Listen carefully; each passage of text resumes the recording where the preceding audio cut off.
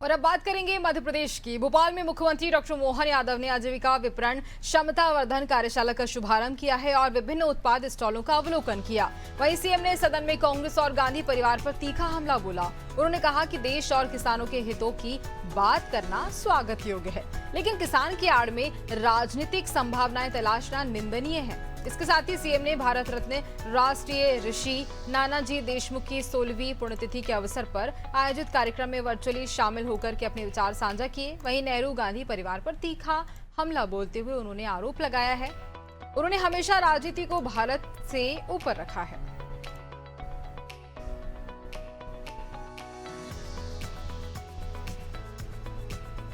तो देखिए, कार्यक्रम के बीच मुख्यमंत्री डॉक्टर मोहन यादव पहुंचते हैं आजीविका विपणन क्षमतावर्धन कार्यक्रम के बीच और इसका शुभारंभ भी मध्य प्रदेश के मुख्यमंत्री डॉक्टर मोहन यादव के करकमलों द्वारा किया जाता है।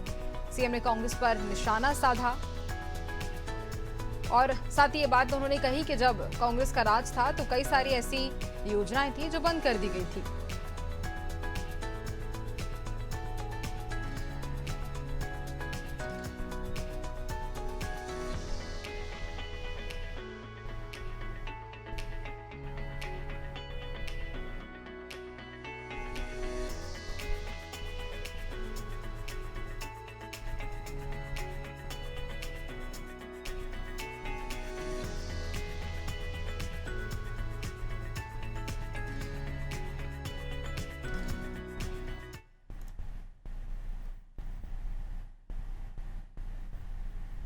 मुख्यमंत्री डॉक्टर मोहन यादव ने सदन में कांग्रेस और गांधी परिवार पर तीखा हमला बोला। उन्होंने कहा कि देश और किसानों के हितों की बात करना स्वागत योग्य है, लेकिन किसान की आड़ में राजनीतिक संभावनाएं तलाशना निंदनीय है। उन्होंने सीधे तौर पर राहुल गांधी और गांधी परिवार पर निशाना साधते हुए कहा है कि गांधी परिवार की राजनीति के द्वार अब कभी नहीं खुलेंगे। सीएम ने यह भी कहा कि कांग्रेस शासनकाल में उद्योगों पर ताले लगे थे और विकास कार्य ठप रहे। इसके विपरीत भारतीय जनता पार्टी सरकार ने किसानों और उद्योगों के हितों में ठोस काम किए हैं। उन्होंने कहा कि नदी जोड़ो अभियान में 10% राशि राज्य सरकार और 90% केंद्र सरकार दे रही है। कपास से लेकर धागे तक उद्योगों को नए अवसर मिल रहे हैं। अंतिम में उन्होंने बाबा महाकाल से विपक्ष को सद्बुद्धि देने की कामना की।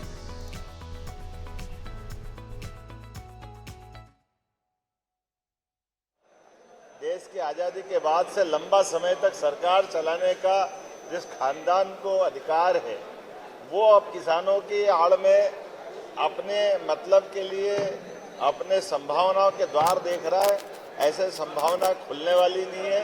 किसानों के लिए उनके खेतों में जाकर उनके साथ उनकी चर्चा के बलबूते पर जिस प्रकार का अनुकूल माहौल माननीय प्रधानमंत्री जी ने बनाया, मुझे गर्व है। मध्य प्रदेश वो स्थान है, माननीय प्रधानमंत्री जी ने एक नया मार्ग खोला है कि वो अपने रेडीमेड गारमेंट्स को कपास से लेकर धागे तक और धागे से लेकर कपड़े तक और कपड़े से लेकर रेडीमेड गारमेंट्स तक सभी क्षेत्रों में आगे बढ़ने के लिए देश में जिस प्रकार से मौका मिल रहा है, ये केवल प्रधानमंत्री नरेंद्र मोदी जी के शासनकाल में ही हो सकता था। कांग्रेस के शासनकाल में तो हमारी इंडस्ट्रियों में ताले लगे थे। मैं एक बार फिर दोहराना चाहूँगा कि कृपा करके नेता प्रतिपक्ष और उनकी बहुत पुरानी पार्टी के राष्ट्रीय अध्यक्ष जी थोड़ा स्मरण करें अपने उस शासनकाल के काले पन्नों को, जिनके काल में शासनकर्ताओं के माध्यम से किसानों के लिए लगातार अन्याय किया गया था। मैं एक बार फिर बाबा से कामना करता हूं, इनको सद्बुद्धि दें।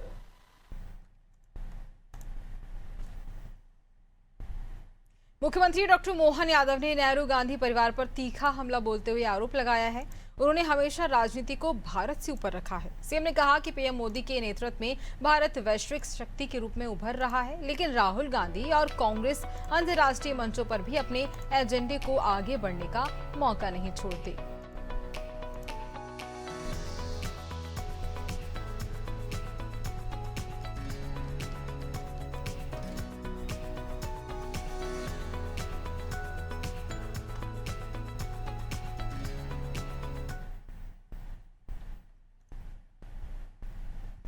भोपाल में मुख्यमंत्री डॉक्टर मोहन यादव ने आजीविका विपणन क्षमतावर्धन कार्यशाला का शुभारंभ किया और विभिन्न उत्पाद स्टॉलों का अवलोकन किया। इस अवसर पर उन्होंने आजीविका ग्रामीण एक्सप्रेस योजना के तहत 7 वाहनों को हरी झंडी दिखाकर रवाना किया।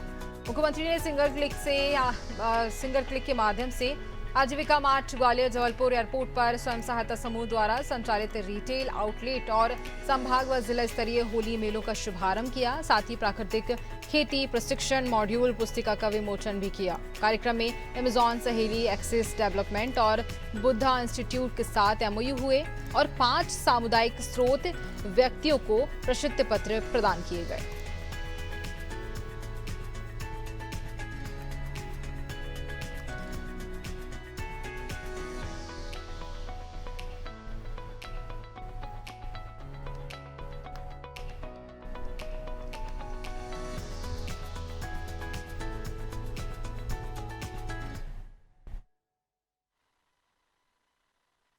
सारी बहनें हमारे लिए एकता की शक्ति का जीवंत उदाहरण अगर कहीं है तो यह हमारी आजीविका मिशन से जुड़ी हुई सभी बहनों की महिला सशक्तिकरण की बड़ी ताकत है। आप सबको मैं बधाई देना चाहता हूं, अभिनंदन करना चाहता हूं। ऐसा कहते हैं कि बंद मुट्ठी लाख की, और इसके बारे में दूसरा शब्द और है, मैं उसको नहीं बोलना चाहता, लेकिन ये बंद मुट्ठी एकता के बलबूते पर अर्थव्यवस्था में कितनी बड़ी ताकत बन रही है, जिसको देखना वो अपने देश में और अपने प्रदेश में माननीय मोदी जी के नेतृत्व में देखे। जोरदार अभिनंदन माननीय नरेंद्र मोदी जी के लिए भी करे और अपने आप के लिए भी।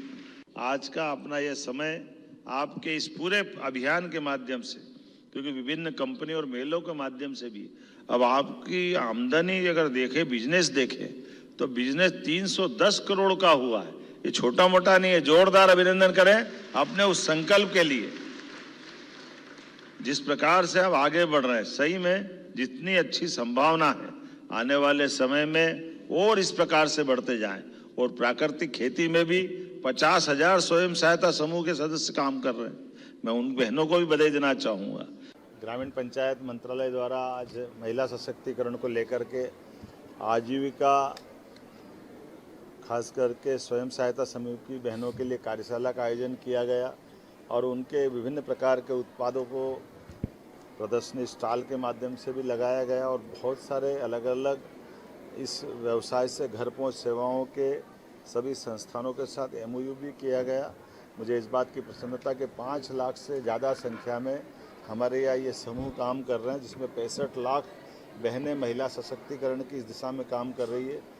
इसी क्रम में लगभग 12 लाख लखपति दीदियाँ अब इन कामों के बलबूते पर उनके जीवन में बदलाव आया है। मुझे इस बात की भी प्रसन्नता है, विभिन्न कंपनियों के माध्यम से इनका बिजनेस एक वर्ष में 310 करोड़ रुपया हुआ है। ये अपने आप में बड़ा आंकड़ा है। हमारे राज्य के अंदर 65 लाख महिलाओं को, बहनों को ये काम से जोड़ना, ये महिला सशक्तिकरण की हमारी भावना और माननीय प्रधानमंत्री जी का कुशल मार्गदर्शन है।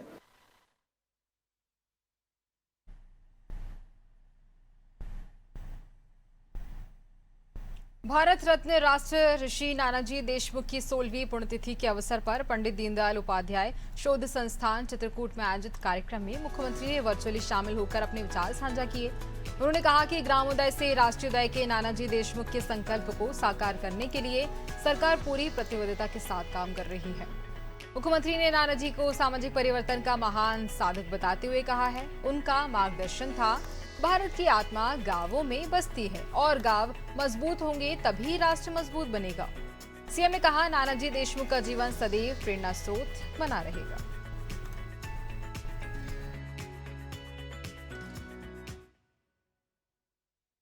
नानाजी का जीवन, भारत रत्न नानाजी, हम सब उनको स्मरण भी करते हैं। मुझे सौभाग्य भी है उनसे कई बार मिलने का, भाई जी के साथ भी मौका मिला। और नानाजी ने सच में अपने जीवन काल के अंदर राष्ट्रीय स्वयंसेवक संघ के प्रचारक करके जीवन तो प्रारंभ किया है, लेकिन नानाजी ने जीवन के सब क्षेत्रों में एक व्यक्ति परिपूर्ण जीवन को कैसे जी सकता है, ऐसे उत्कृष्ट उदाहरण अगर कहीं याद रखें तो नानाजी का ध्यान में आता है। ऐसे में आज नानाजी भले ही हमारे बीच नहीं है, लेकिन ये चित्रकूट का धाम अगर भगवान श्री राम के कारण जाना जाता तो आधुनिक समय में मुझे गर्व है नानाजी देशमुख के कारण भी जाना जाएगा। एक राजनेता राजनीति छोड़ करके सेवा के तीर्थ के माध्यम से एक हमारे प्राचीन तीर्थ को कैसे जीवंत करता है, ये उसका उत्कृष्ट उदाहरण है। और उन्होंने मन के मंदिर के अंदर जिस भगवान की पूजा की, वो समाज जीवन का हर प्रकार के अंदर, वो ग्रामीण अंचल का ग्रामीण भी है, मन के भाव से सेवा करने वाला सेवार्थी भी है, वो विद्यार्थी भी है, और आज के समय में सच्चे अर्थ में लोकतंत्र को सार्थक करने का मनस्वी भी है।